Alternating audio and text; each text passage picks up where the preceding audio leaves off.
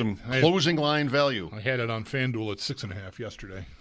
I should have bet it on Friday when it was 5.5. Not that it mattered. It covered. Did not end up mattering. Regardless. Wasn't a rocking chair. No. Close game, fun game with the Bucs. Sal Capaccio with us now on the West Her hotline. Is fun a good word for yesterday? We wanted fun. We wanted, not everyone, but the Bills to sort of return to the, who cares about turnovers life. And they did that in the end successfully. Thought yesterday was fun from a standpoint of a really good football game. It wasn't really fun, I think, if you were kind of riding the emotions of the Bills, particularly, or even the Buccaneers, I guess, especially. But yeah, it was a fun game. It was a fun game, and it's one of those back and forth games with two really, really, really good quarterbacks and good football teams. And in the end of the day, the Bills made a couple more plays. How has today been? What is the reaction to the Keon Coleman benching, Sal? Like it couldn't have gone worse for him. I mean, they got off in their passing game in a way that they have really been unable to almost entirely this season. So that's not in his favor. Just your reaction to what everybody said about it, and even what today is like regarding his immediate future. Well, there's a lot there, so let's just kind of walk through all of it. Starting with, beforehand and learning that it happened and he was not going to play, and then seeing what the, active list and inactive list was at 11:30, and that became official. And then you wonder how the Bills are going to play it. And you're right, Bulldog. I mean, at this point, after watching that game, let's be honest, didn't the offense look better without Keon Coleman and with Tyrell Shavers and Gabe Davis? I mean, it's just reality. It did. Doesn't mean it has to be like that all the time. But from field level, I will tell you, there were just times where I felt the offense seemed like it was more fluid, and when Josh Allen broke out of structure, more specifically in these instances, where guys just became available more, and he trusted where guys were going to be. I remember one play specifically, Gabe Davis just sits down in the zone. He's right there. Josh calmly throws it to him. Josh was rolling right on a play. We saw what happened with Tyrell Shavers and, getting down the field on that particular play. Shavers tells us after the game that's not even what he's really supposed to do, but he had to improvise there because he saw what was happening with Josh, and he understands, what Josh is doing, and that's what you mean. That's what it is. When I mean that's supposed to be what he's supposed to do, you have certain rules in scramble drill, and he had to break his rule in that particular instance, but it turned out to be a touchdown, and that's what I'm talking about. You're right. It didn't go well for Keon Coleman in that regard, which is, hey, I mean, at this point, honestly, is the missing ingredient on the boundary Tyrell Shavers? I'm not kidding. I know it sounds weird to say, but Tyrell Shavers played well. He's a guy. He's got some speed. He's got length. He's got hands. And they played him yesterday as much as any wide receiver. He had the most snaps on the team. Him and Khalil Shakir. Everybody was right around between. I think Gabe Davis was 41%. Everybody else was 49, 50, 51, somewhere in there. He was right there at the top of the list. And he played well and did a really good job. And we know what he's like on special teams and blocking and all those kinds of things that really matter to this coaching staff. I thought Gabe Davis played well. He gets in there. He has 4 catches, or there are 3 catches, 40 yards. It's a nice line. And then after the game, we see Keon Coleman coming out of the locker room, stop him and say, hey, do you want to talk to the media? And to his credit, he did. And he just kept reiterating. He took accountability, which, is nice. He kept reiterating, just have to be better. And, that's right, but it's got to be better, and it hasn't been. And then I said to him, when did you find out you weren't playing? He said, well, I knew right away because you can't keep making those mistakes. Well, if you know that, then why are you making them, right? I mean, I guess at this point I would say, from what I know about Keon Coleman, how I've covered him, getting to know him, and from what people have told me, he is a fantastic young kid. He's got a great personality. He's a good kid. He isn't mature enough, and he isn't taking this job. He isn't professional enough yet, I guess is the best way to put it.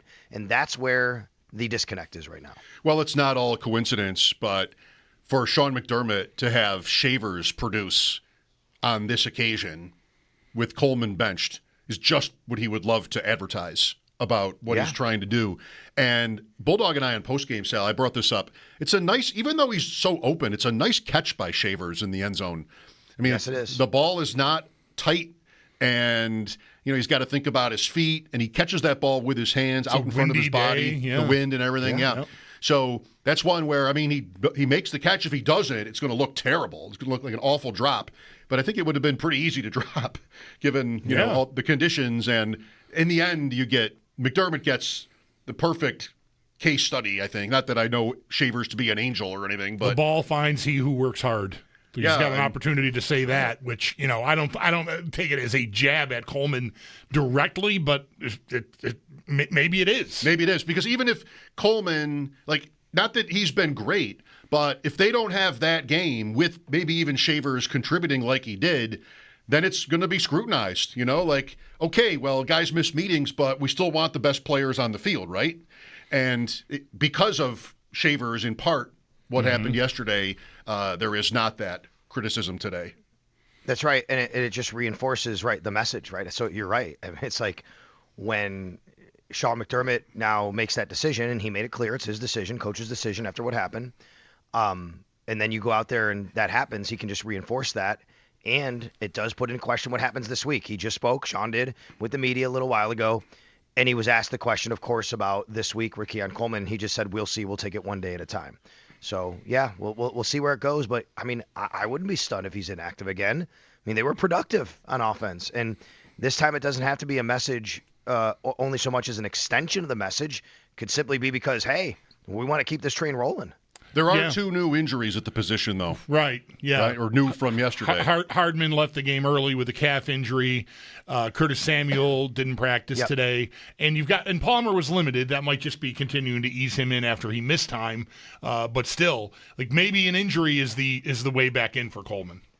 Yeah, for sure. It is a walkthrough today with a game on Thursday, right? So, I mean, like, I don't know how much to read into a lot of this. But Hardman, we did know he left the game with a calf injury.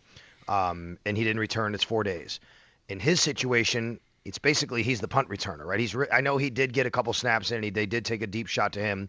Not really sure how that would impact Keon Coleman, but certainly numbers-wise, you could look at that. Curtis Samuel, another guy that, you know, has dealt with things. We know that, so we'll see. And then the other one you mentioned was Joshua Palmer, and obviously, like you said, it could be just easing him back in. So a lot of guys on the limited list today.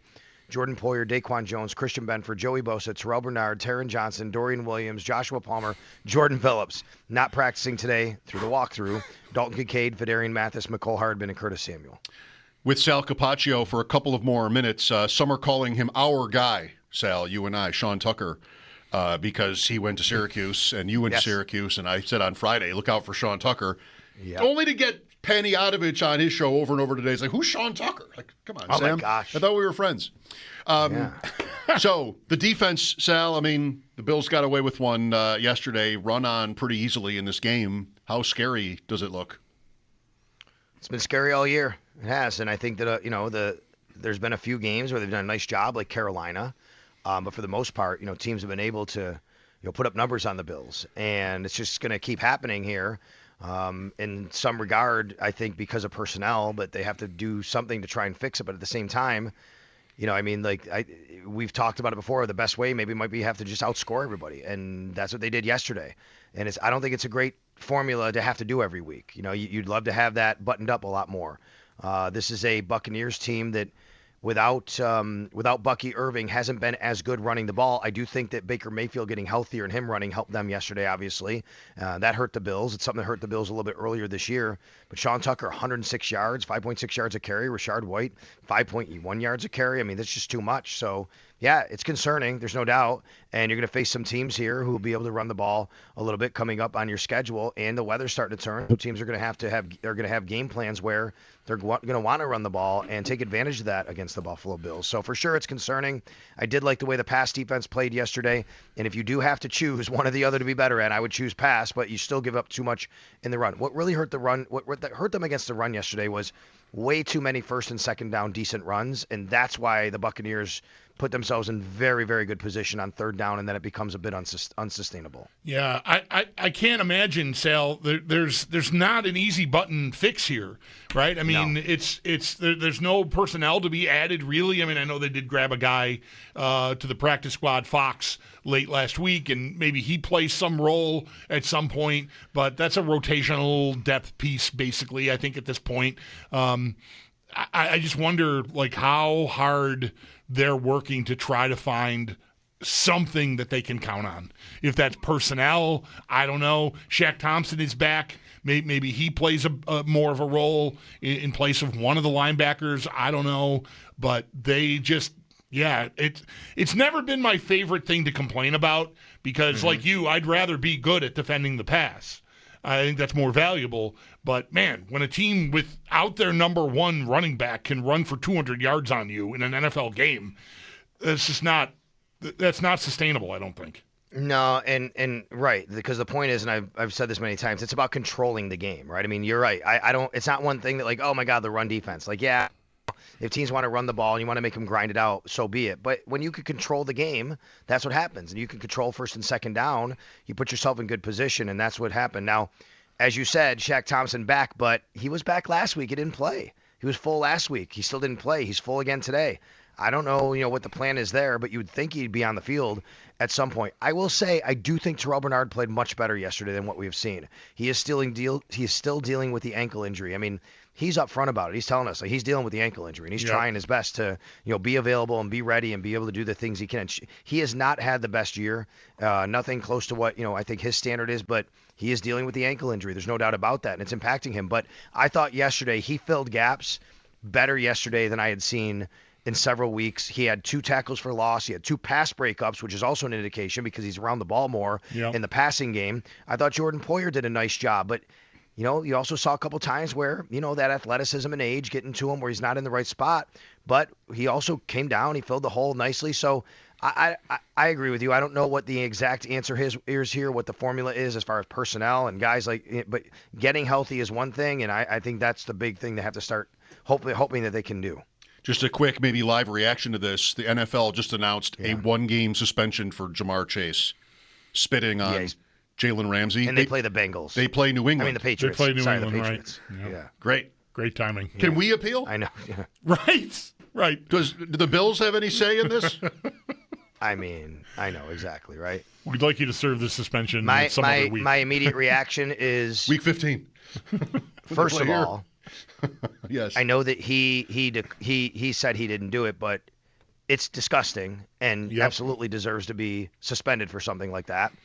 And my second immediate reaction is, are you kidding me? It's against the Patriots, right? Of course it is. So, Right. Week 14 is when the Bengals play here. I should have said Week 14. That's when Week we 15 want is them when the Bills play the Patriots again, right? That's right. Yeah. That would be the fairest if he was suspended for a game that had nothing to do with the playoff picture.